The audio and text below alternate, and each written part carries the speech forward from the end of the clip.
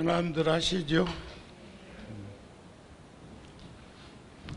24절기 중에 오늘이 동지는 22절기입니다. 이건 무슨 말이냐면 24절기의 끝맺음은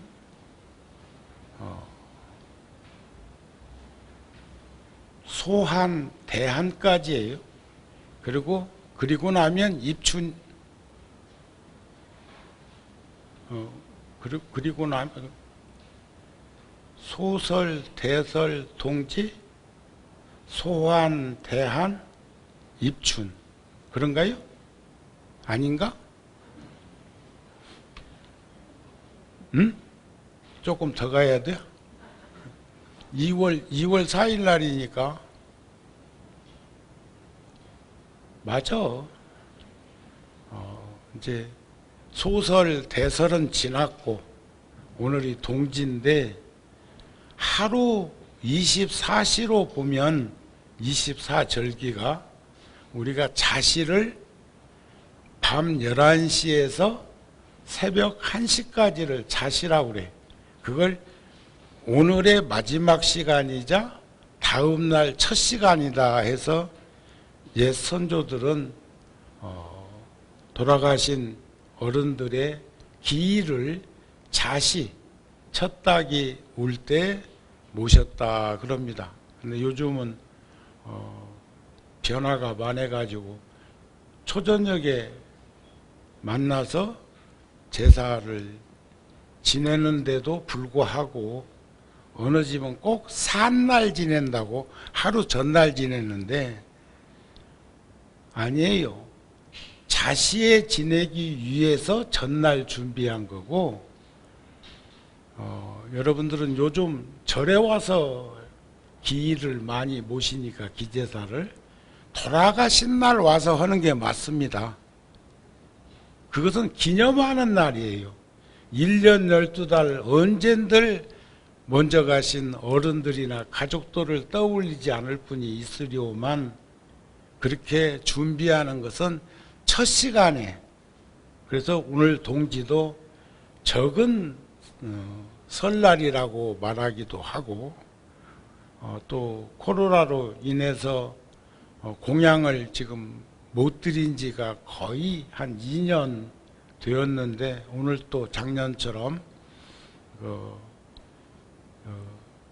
작은 그릇들을 절에서 준비해서 거기다 죽을 담아놓고 하나씩 가지고 가서 식구들이랑 한 스푼씩이라도 나누어 드실 수 있도록 그렇게 준비는 했고 어제도 많은 불자들이 와서 새알을 비비는데 내가 처음 목격해서 대중 스님들이 전체가 나아가가지고 새알 비비는데 반죽에 도움을 주는 모습을 보기도 했고 어제 저녁에는 늦게까지 팥을 이렇게 가는 일을 늦게까지도 하고 있는 모습을 보았고 원래 육식 음식 문화에서 육식을 주식으로 하는 분들은 요때쯤 되면 그 양을 잡아서 그 붉은 피를 잡기를 쫓는다고 문설주 같은 데다가 막 바르고 한 것이 저 아랍권이나 또 저 유럽이나 이런 데서는 오래전부터 내려오던 전통인데 우리나라는 음식이 주식이 아니고 식물성을 많이 하고 있었고 또 천몇백 년이나 불교가 전래되어 내려오는 중에 그것이 일상적인 생활 문화로 젖어 있어서 이것이 오래전부터 삼국시대 때, 고려 때, 이조 때 그 역사를 보면은 팥죽 문화가 있었습니다. 그런데 옛날에는 팥죽을 쑤어 가지고 문설주에다도 조금씩 뿌리기도 하고 했다는 그런 전해오는 말씀도 있는데, 또 그러기만 한 것이 아니라 옛날에는 이웃에서 초상이 나면 팥죽을 쑤어서 그 상갓집에 갔다가 우리가 떡 나눠 먹듯이 고사 같은 거 지낼 때도 팥떡을 하는 것처럼 그런 적도 있고, 아픈 분이 계시면 혹시 잡귀가 들었을까 염려되어 가지고 팥죽을 쑤어서 문상도 했다고 그래요. 그러니까 이왕에 이런 말이 나온 김에 보편적으로는 식구들이 적으니까 한 통만 가져가면 되지만, 또 갖다 주기로만 하면 수십 군데도 갖다 줘도 부족하다고 생각할 수도 있지만, 꼭 전해줘야 될 가족이나 이웃 중에 아프신 분이 계시거들랑 한 통 더 달라고 해서 아마 줄 거예요.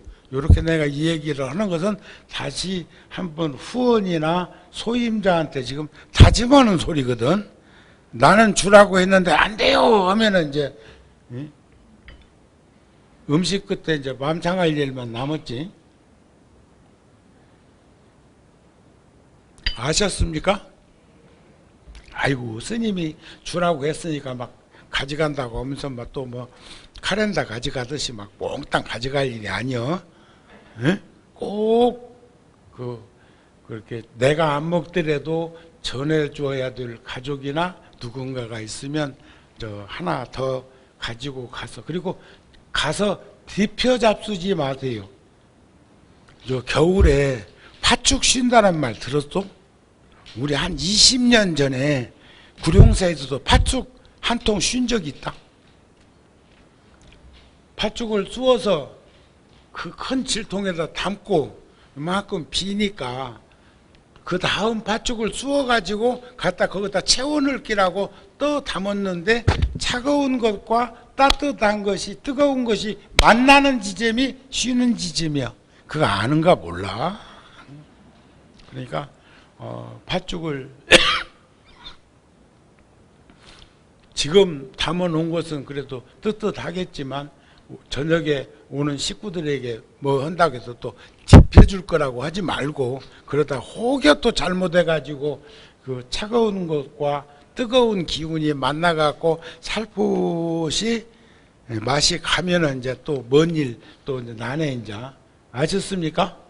그렇게 그냥 옛날에는 그 문설주나 또 문바퀴나 부엌이나 방이나 이런 데다가 삼시랑 할머니한테까지도 올렸던 것을 옛날에는, 그리고 난 다음에 그걸 먹을 때는 차가워진 그대로 먹었다는 문헌들이 있는 걸 보면 차가운 걸 먹었다고 배탈 날 일은 없습니다. 예? 대답들을 왜 하냐? 안 가져갈 생각인가 봐. 그러면 그것도 내가 한 3년 또 두고두고 먹어야지 뭐 안 가져가면. 아미타경에 보면 서가모니 부처님이 번뇌가 흐리고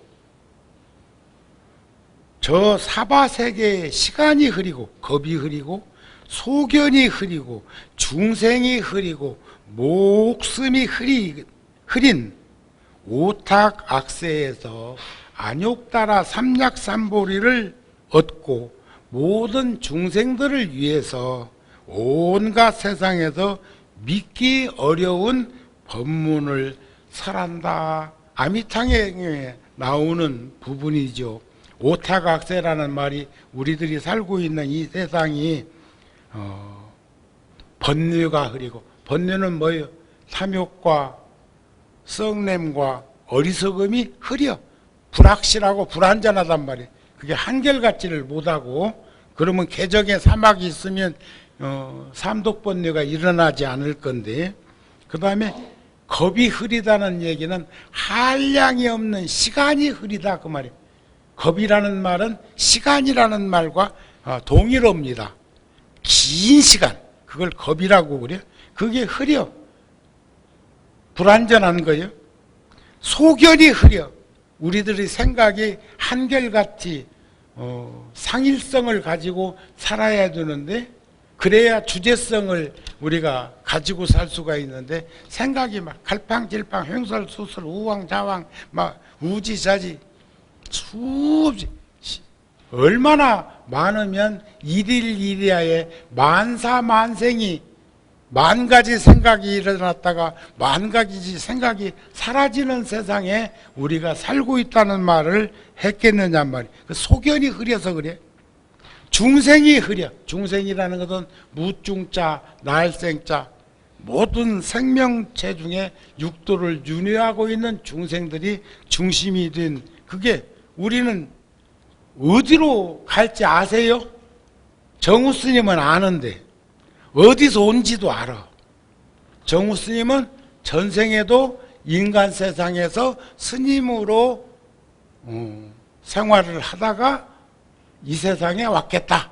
그런 믿음을 갖고 있어요. 그리고 다음 생에 어디로 갈 것인가도 느끼고 있어. 왜냐하면 지구상에서 내가 제일 편안하고 좋아하고 안온하게 생각하는 게 티베트요. 히말라야. 거기에서는 걸림도 없고 그 척박한 땅이지만 힘들고 어렵겠지만은 그래도 그곳에서는 우리 인간 세상에서 제일 편안한 아이가 중학교 2학년짜리래요.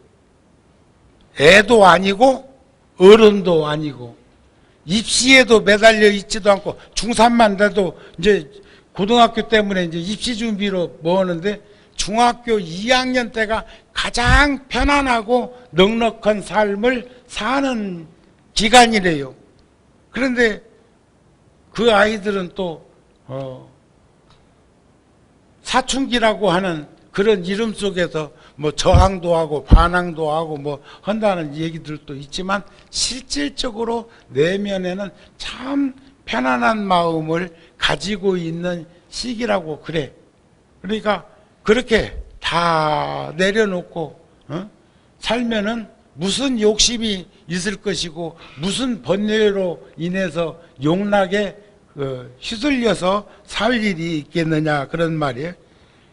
그런 중에 부처님이 그런 말씀 드린 적 있었죠? 젊음이요, 건강이요, 목숨이요, 다 좋아하는 단어요. 좋아요, 안 좋아요? 젊음과 건강과 목숨. 어떤 이는 그런 말을 해야 돼. 젊었을 때는 없어서 그 모으느라고 모진 애를 썼는데 모아놓고 보니까 벌써 건너오지 못할 저 강을 건너버렸다고 그래. 응? 나이를 너무 많이 먹었다 그런 말이 아닐까 싶기도 하던데 목숨이 흐린 언제 어느 때 여기 아무도 몰라. 보편적으로 뭐 요즘에는 100세 시대라고 하더니 어떤 이는 120살까지도 내다보는 이도 있고 앞으로 향차 10년, 20년 안 가가지고는 노인 인구가 60%, 70% 정도가 될 거라는 얘기도 하고 있고 지금 내가 10대, 20대 때 내 나이에 스님들을 보면 노스님, 할아버지 스님, 노장님으로 생각을 했는데 지금 나는 노스님이라고 하는 그런 생각을 동의 못해. 저번에 내가 통도사 가가지고 화엄살림 법문하면서 그 말을 하고 나서 후회했어.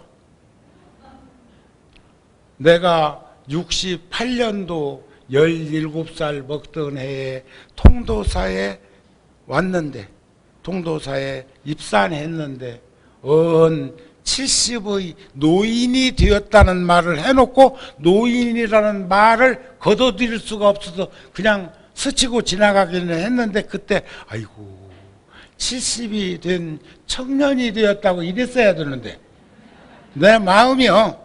응?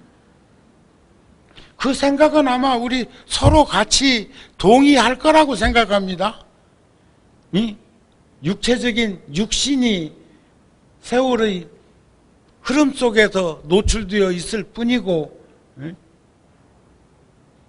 악효질 성분이 많았던 젊음의 건강 속에서 석효질로 변화된 그 몸이 굳어가고 있을 뿐이지 마음조차 늙고 병들고 죽는 거 아니잖아요. 그러니까 우리는 알 수가 없어. 언제 가는 거 아세요? 알면 내가 여기 법상에 모셔가지고 법문 좀 청하려고. 그렇다 해서 뭐 날 정해놓고 먼저 그냥 앞서, 에? 저 자동차는 내 몸이 자동차라면 저 자동차는 언젠가 폐차가 될 거라고 생각을 해갖고 새 차 사가지고 몇 달 타다가는 때려 부셔버리는 그런 행위가 목숨을 단축하는 행위와 같은 거니까 그런 얘기를 하는 것이 아니고 순리대로 살아가는 과정 속에서 명대로 살다가 세상을 마칠 수 있는 그 나이는 어느 쯤일까? 보편적으로는 이 정도 나이면 그럴 거라고 생각을 하는데 어제도 부녀지간에 초도 공양미도 저녁 때 저녁 공양하고 내가 1층에 올라갔더니 오늘 이렇게 하라고 사무실에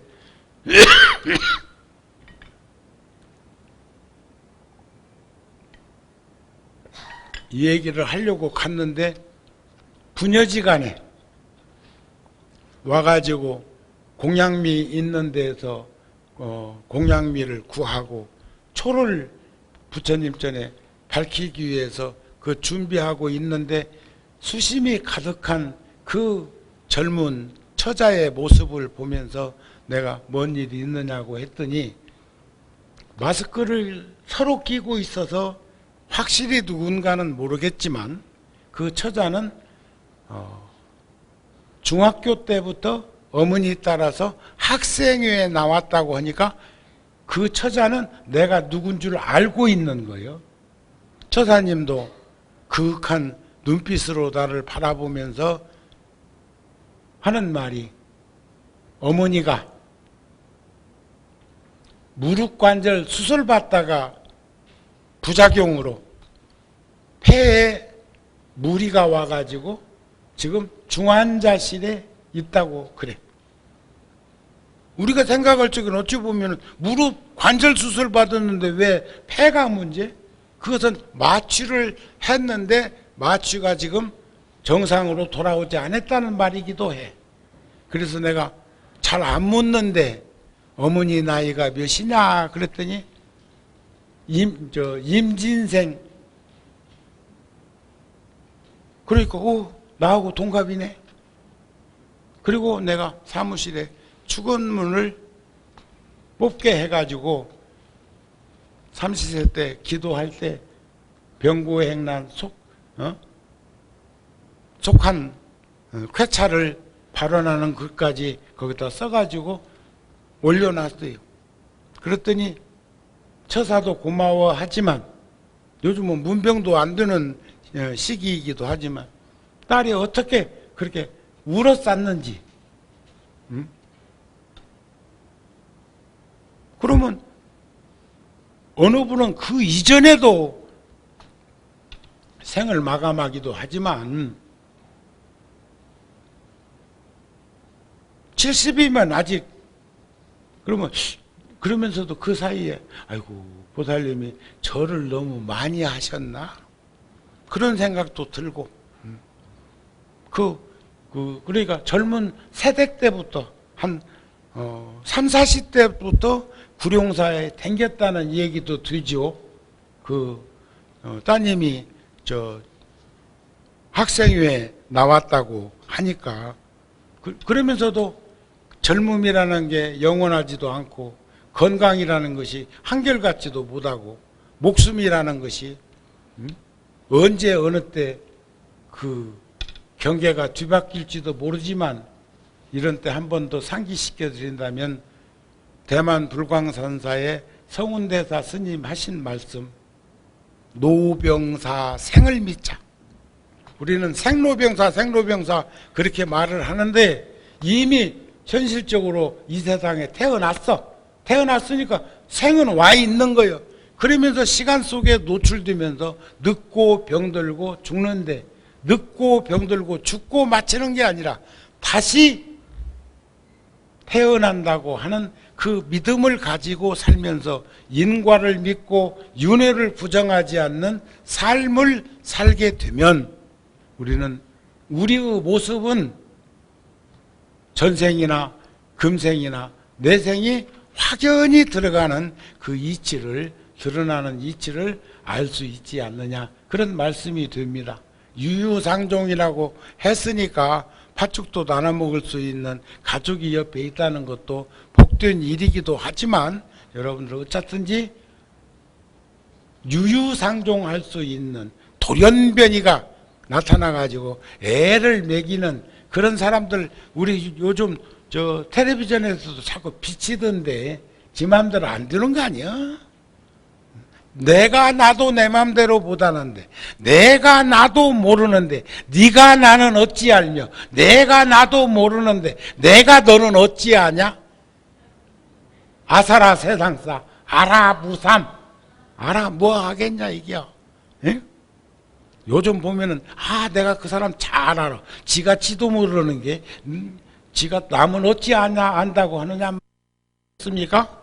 그러니까 이런 오탁 악세에서 드러나는 현상들 가운데에서 아까 말씀드린 대로 통도사 법문하면서 17살 먹던 해에 통도사에 왔는데 70의 노인이 되었다는 말보다는 70이 된 청년이 여기 있다고 했더라면 불자들이 훨씬 더 자기의 삶을 되돌아보지 않았을까 하는 생각이 들어. 통도사 법문한 지가 뭐 꼭 한 열흘 됐는데 아따 한 7,000명 넘게 접속을 했고, 우리 여기 이 붓다TV 인터넷 방송으로는 보통 적게 들어오면 3만 명, 4만 명이 매일 접속되는 거 보면 나 법문 들으려고 들어오는 것은 아니겠지만 거기는 수없는 스님들, 특히 종범 스님 같으신 스님의 법문, 무진장 스님 법문, 여러 스님들의 법문이 수록되어 있기도 하지만, 나와 인연 있는 분들은 유튜브로 접속되는 것보다는 인터넷을 아예 화면 큰 것으로 접속하는 이들이 많구나 하는 생각을 가지고 있습니다. 제가 이번에 통도사에서 그 보살 문명품 법문을 했는데, 거기에는 문수보살과 9명의 보살님이 부처님 회상에서 함께 하고 있는데, 문수보살이 먼저 부처님의 유실력과 가피를 드러내서 여러 가지 말씀을 한 연후에 9명의 스님들에게 견해를 묻습니다. 마치 금강경에서 수불이여, 수불이 생각은 어떠한가 나오죠? 수불이야, 네 생각은 어떠냐? 그 말은 자기 생각을 말하는 게 아니고, 여기에 선지가 있는 어느 불자에게 지금 여기 대중들이 공통적으로 어떤 생각을 하고 있다고 생각합니까? 하고 내가 묻는 것과 같은 거예요. 금강경에서 논지는 그렇습니다. 수불이여, 그대 생각은 어떠한가? 지금 대중들이 어떤 생각을 가지고 있는가? 이런 질문이에요. 그러듯이 9명의 보살에게 문수보살이 물어서 쭉 그 9명의 보살님들이 견해를 얘기를 하는데, 그 참 이름값을 다 해. 정우 스님도 그래서 이름을 한번 떠올려 봤어. 떠올려 보니까 제가 68년도에 통도사에서 은사 스님이 이름을 법명을 지어 주실 때 정상정자 또는 이마정자 집우자 정우라고 이름을 지어 주셨어. 그래서 이제 수교식을 마치고 어른 스님들께 이제 스님이 되었다고 이제 인사를 하러 갔더니 극락암에 계시던 경복노 스님이 저 이름을 물으시더니 뭐라고? 정우라고? 왔다. 홍법이가 욕심 한번 크게 부렸네. 홍법은 스님 은사 스님이에요. 부처님 이마후에다가 집을 짓는다고? 정우 스님 절 아마 근대사에 가장 많은 작든 크든 간에 절을 많이 짓고 우리나라에서 가장 많은 부처님을 원불로 모실 수 있는 화주승이 되었어. 그 부처님 내가 다 모신 거 아니에요. 여러분들이 하신 거지.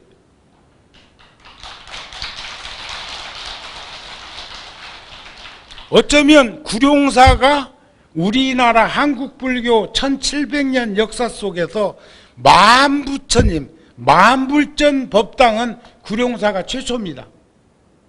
천불전이나 삼천불전은 지금 이전에도 있었지만 87년도에 이 절을 세우면서 부처님 금난가사를 친견하면서 만부처님 원불로 조성하는 불사를 하는 것은 최초예요. 그것도 2년 만에 다 했어. 2년 만에. 내가 원을 세울 때는 어떻게든지 하루에 10부처님씩만 동참 받아내면 3년이면 만부처님을 다 모실 수 있을 것이다. 이렇게 원을 세웠는데 2년 만에 평균 하루에 15부처님이 원불로 동참되었다고요. 그건 굉장한 거, 상상할 수 없는, 어쩌면 불가사의할 만큼 큰 일을 이 시대에 우리가 해낸 거예요. 열애사 만부처님은 97년도부터 2000년까지 절을 세웠으니까 2000년도부터 지금 21년 차 되었는데 21년 되었는데 아직도 만부처님 동참자 원불로 내 부처님을 다 모시지 못했어요. 절은 다 지어져 있고 부처님은 다 모셔져 있지만 그것뿐이 아니요. 전국 사찰을 보면 화면에 비치는 모든 절은 모든 법당마다 원불이 다 모셔져 있어. 그게 어디서 출발했느냐? 구룡사가 출발점이에요. 그 전에 모셔져 있는 천불전 같은 절이 신라 때나 고려 때, 이조 때 한 법당도 더러더러는 있지만 만불전에 원불로 조성된 법당은 구룡사가 시발점이기도 하지만 출발을 통해서 전국 사찰에 원불 안 모셔져 있는 법당이 없어. 엄청난 우리가 분기점에 화점을 두어놓은 거예요. 그 우리 자긍심을 가지고 자랑스럽게 생각하셔야 합니다. 아셨어요? 아셨습니까? 이제 어서 동지팥죽 하나씩 갖고 집에 가고 싶은 마음이 들 때도 되었다 싶은데 그런데 제가 그 문수보살이 아홉보살과 함께 한 것 중에도 각각 보살님들 이름이 전부 그 문수보살이 묻는 질문에 답하는 내용이 이름값을 하고 있다 그 말이에요. 제가 1981년도에 40년 전에 월화 노스님, 부대 종정이신 월화 노스님으로부터 법포를 받았어요. 법포. 은사 스님이 안 계시니까 할아버지 스님이 이름을 이제 훗날 쓰라고 법포를 지어 주셨는데, 그때 제가 크게 포교 활동 현장에 있지는 않았어요. 물론 76년도에 25살짜리 정우에게 대웅전에서 법문하게 하고 통도사의 어른 스님들이 전부 의관에 쭉 앉아서 청법계를 하시고 대중들과 불자들이 있는 곳에서 1시간 정도 법문을 하게 한 적은 있지만, 그러나 제가 대중포교 현장에 있지는 않았어요. 그런데 그때 저에게 법포를 지어주신 게 싹티울 아자의 메산자예요. 싹티울 아. 촉수를 틔운단 말이에요. 불종자의 촉을 틔우는, 이것도 포교 현장에서 한 축을 이루라는 그런 이름값이 아니었을까. 은사 스님이 지어준 법명은 부처님 집 지으라는 그런 이름이었고, 그곳에서 한 부처님이 출현하시면 만중생이 깨달음을 얻고, 한 법당 이룩되면 곧 사바세계 안에 극락정토 이루어진다고 하는 무량수전의 그 믿음을 실천할 수 있는 이름을 지어주신 것처럼, 9보살이, 여기 이제 숫자들은 여기 각수, 재수, 보수 이런 이름으로 이루어지는데, 숫자는 머리 숫자, 으뜸 숫자고, 그 앞에 있는 한문을 보면은 깨달을 깍자, 재물재자, 넓을 보자, 또 큰 덕자, 뭐 이런 식으로 전부, 그런데 그 이름에 해당되는 내용으로 법문을 하신 중에 근수보살, 부지런할 근자를 써서 근수보살 또는 정진수보살, 정진이라고 하는 것은 진지한 삶, 천리길도 한 걸음부터 중간에 멈추지 않고 있는데, 그 보살이 법문하신 내용이 우리들 일상적인 생활 속에서 참 알아듣기 쉽게 합당한 그런 말씀들인데, 다른 보살님들도 전부 다 문수보살의 물음에 대한 답이 우리들이 궁금해하는 그런 내용들이어서, 요즘 제가 지금 염원을 한번 해봅니다. 한번 코로나 어지간히 마치면 백고자를 한번 할까. 아이고 스님, 나 이제 나이 먹어서 못해요. 당장에 저기서 이 비축비축하네. 하려면 진즉이 하든지. 그게 벌써 우리가 90년대 전후로 했으니까 벌써 30년이 지난 일이에요. 30년 한 세대를 우리는 지금 지나쳐 왔습니다. 그렇죠? 그럴까?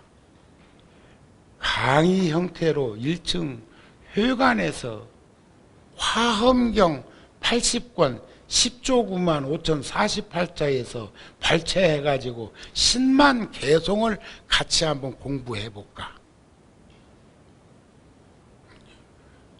무견한 거 보니까 두 가지 다 동의하지 않는다 그 말이네. 아이고 고맙습니다. 아니야, 지금 박수 치는 건 때 늦었어. 지금 스님이 이 생을 마감하기 전에 마지막으로 회항하는 의미에서 부산 범어사에 계시는 무비 스님이 불교방송에서 그 화엄경 법문하시는 거 아시죠? 네? 너무 고맙고 감사해서 제가 다음 주 월요일 날 제가 1,000만 원을 스님께 갖다 드리려고 합니다.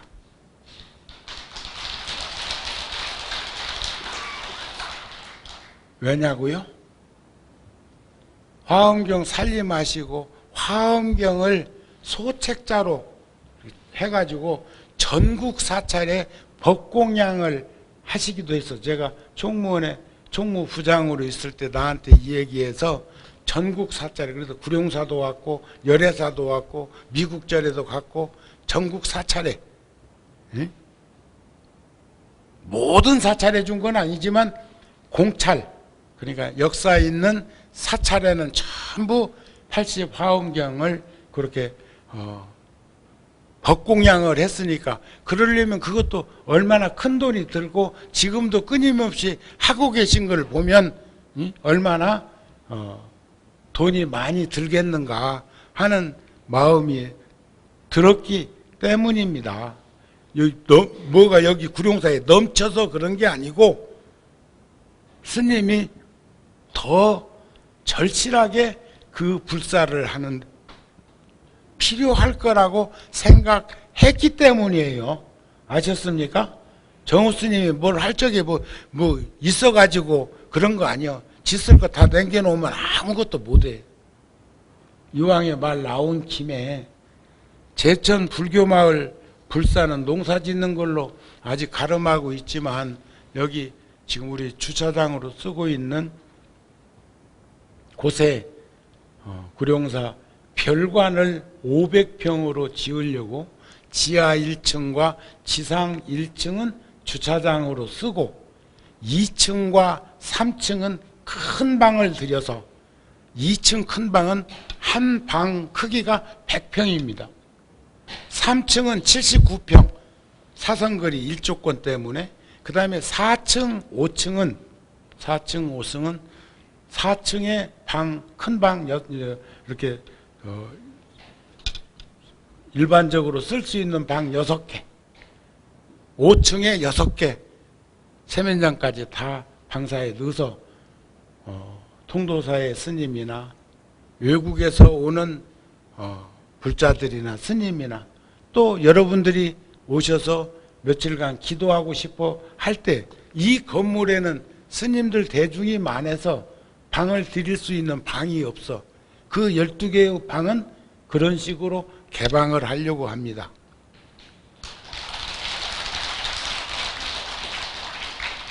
그래도 청소는 해놓고 가야죠. 그 다음에 6층이 31평이 나오던데, 6층은 이번에 통도사에서 9대 종정, 월화 노스님은 97년도에 종정이 되셨습니다. 추대가 되셨는데, 이번에 15대 종정으로 지금 통도사 방장이신 성파 대종사 큰 스님께서 3월 25일자로 방장으로 추대되셨습니다.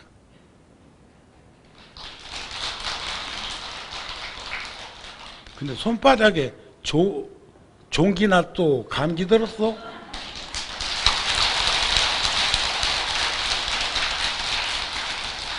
며칠 전에 여기 와서 하루 유숙하고 가셨는데, 종정 스님이 서울에 오시면 머무를 수 있는 숙소를 이 별관에다가 넣어드려야 되겠다는 마음으로 전환했어.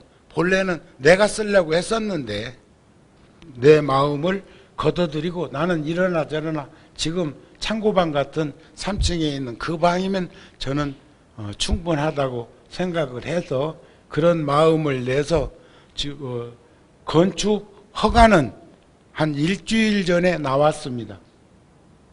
그래서 내년 초에 지하 터파기부터 시작을 해서 내년 말까지 그 건물을 짓고 나면 여러분들도 기도하거나 참선하고 싶은 마음이 있으면 335 짝을 지어서 오셔가지고 머무르는데도 불편함이 없도록 해드리려고 합니다. 아셨죠?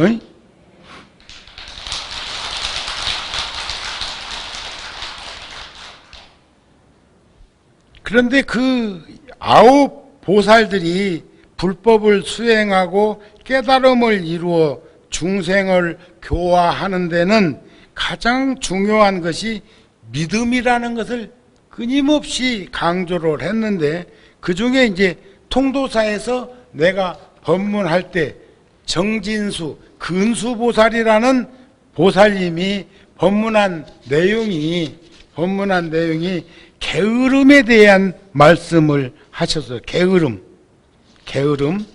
게으르지 말라는 거죠. 그런데 그 법문의 요지가 참 우리가 일상적인 생활 속에서 충분히 이해되고 납득되는 말씀을 하셨어요. 그러면서 2600년 전에 부처님 그 시대에 문화가 이런 문화가 있었구나 하는 것을 여기서 비춰본 게 뭐냐면, 비유하건대 조그만한 불에 땔감이 젖어 있으면 불이 빨리 꺼져버리는 것처럼 부처님 가르침 가운데에서 게으른 이도 그와 같다. 게으름이라는 것은 방일하다는 말이에요. 방일하다. 우리가 젖은 땔감을 불씨가 시원찮은 데다가 얹으면 타요, 안 타요? 마치 게으른 이가 하고 있는 몸짓도 그와 같다. 또 나무를 비벼서 불을 구할 때 불이 나기도 전에 자주 쉬면서 비벼서 불을 붙이려 하면 불기운이 소멸되듯이 게으른 사람이 하는 몸짓도 그와 같다. 이런 말씀이에요. 이제 게으르게 살면 안 돼. 지금 오늘 또 날씨도 쌀쌀하고 그런데 여러분들이 지금 팥죽 때문에 지금 절에 온 거 아니잖아요. 동지이기 때문에 오신 거지. 그렇죠? 그러니까 어서 끝내야 돼요. 아니? 또 마치 사람이 화경을 가지고, 화경이라는 것은 볼록렌즈 같은 거예요. 화경을 가지고 불을 붙이려 할 때 솜털을 솜털이 햇빛을 받지 않으면 불은 얻을 수 없어. 그거 해봤죠? 볼록렌즈나 또는 돋보기 같은 것 갖고도, 그러나 그건 움직이면 안 돼. 정확하게 햇빛을 해가지고 한 곳을 집중해가야 하는데, 그 집중된 것에 불종자가 붙을 수 있는 것이 있어야 된단 말이에요. 게으른 사람도 또한 그래. 게으른 이도 돋보기 갖고 불 붙이려고 하는 것은 땡. 그 다음에 또 맑은 햇빛에서 어린아이가 두 눈을 가리고는 왜 햇빛이 안 보이지? 왜 햇빛이 안 보이지? 하는 것과 같이 게으른 사람의 몸짓도 그와 같다. 이런 말씀이요. 응? 알았습니까? 또 한 터럭 끝으로 머리카락 하나로 5대양 6대조 물을 찍어서 퍼낼 거라고 하면 그 물을 다 말리려 하는 것은 게으른 사람의 몸짓과 같다는 거예요. 응? 그렇죠? 또 거파가 일어났을 때, 거파는 화산이 터지고 큰 불이 났을 때 적은 물로 그 불을 끄고자 하는 것처럼 부처님 교법 가운데 게으른 사람의 몸짓도 그와 같다. 이런 거예요. 아셨습니까? 그러니까 이게 정진수 근수보살이 게으르지 않도록 하면서 살아야 된다는 것을 지금 그렇게 표상적으로 비유를 들어가지고 말씀을 하는 그 이치가 너무 공감이 되었는데, 다른 보살님들도 각각 이름에 합당한 그런 법문들을 하십니다. 하지만 그것은 이제 시간을 두고 여러분들한테 하기로 하고, 오늘 여기서 끝년에 하나 말씀드리고 싶은 것은, 그럼 9보살은 궁금한 게 없었느냐? 근데 9보살들이 뭐라고 이 얘기를 문수보살한테 하느냐면, 참 굉장히 겸손하고 겸허한 말들을 하고 있어요.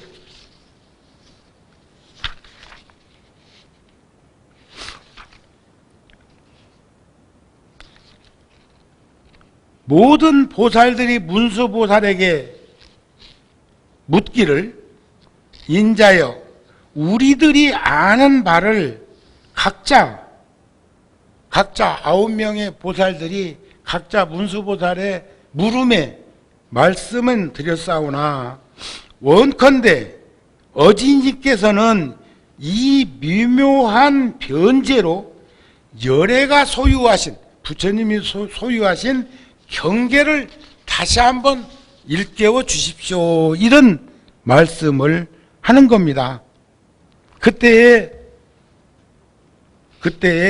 문수보살이 9보살에게 그동안 물었던 것을 거둬들이고 이제는 그 보살들이 묻는 것에 대한 답을 하는데, 여기서 참 개송 중에 열애심 경계여 기량 등 허공하시니 일체 중생입 호대 이실무소입이다. 열애의 깊은 경계여 그 양이 허공과 같으시고 모든 중생이 다 들어가되 실은 들어간 곳이 없도다. 제가 그 대승 기실론 소에 원효 스님이 하신 법문을 청년 때부터 암송하면서 가슴에 새기고 있는 글이 있죠. 있다고 할까 아니 한결같은 목숨이 텅 비어있고, 없다고 할까 아니 만물이 다 여기로부터 나오네. 대승, 그것은 광활한 것이다. 대호공과 같이 사가 없는 것이다. 그것은 평등한 것이다. 큰 바다와 같이 지극히 공평한 것이다. 그것을 일컬러 돌이 아닌 지극한 돌이라 하며 그것을 일컬러 긍정 아닌 대긍정이라 하는 것이다. 대승, 입을 굳게 다물고 그것을 목격한 대장부가 아니고서야 어찌 대승을 논하고 사려가 끊긴 대승의 깊은 믿음을 일으키게 할 수 있으랴. 제가 아주 원효 스님의 기실론 소에 있는 지금 전해드린 그 내용을 청년 때부터 그렇게 가슴에 품고 안고 살았어요. 여러분들도 지금 들어보니까 어찌요? 뭔가 편안해 보여, 넉넉해 보여, 참 광대무별한 우주법계 진리를 볼 수 있을 것 같아요. 좋죠? 그 원효는 대단한 성자예요. 그와 같이 열애의 깊은 경계요, 그 양이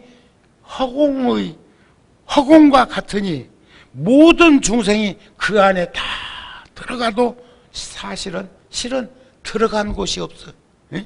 있다고 할까 없다고 할까 아니 한결같은 목숨이 텅 비어있고, 없다고 할까 아니 만물이 다 여기로 나오네. 무시무종한 자리요.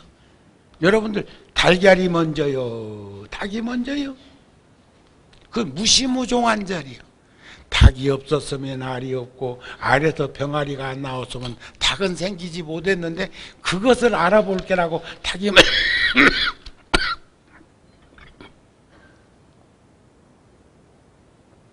닭이 먼저냐 알이 먼저냐, 닭이 먼저냐 알이 먼저, 천년 만년을 해봐라 해답이 있는가?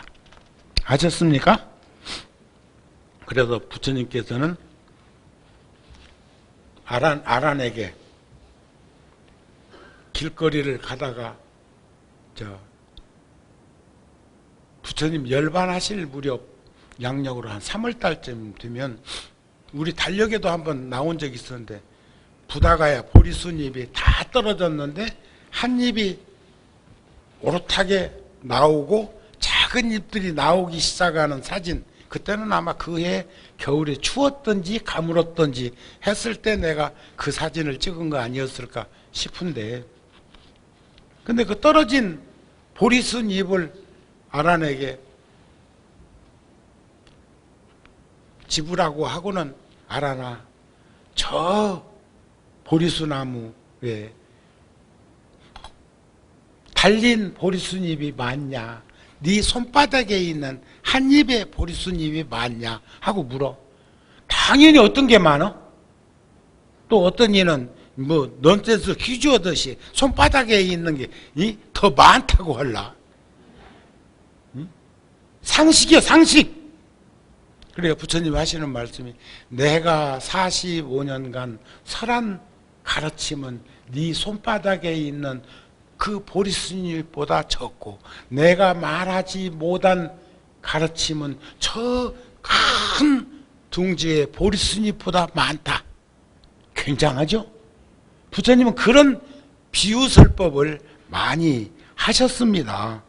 그러니까 열애의 깊은 경계에 수승하고 미묘한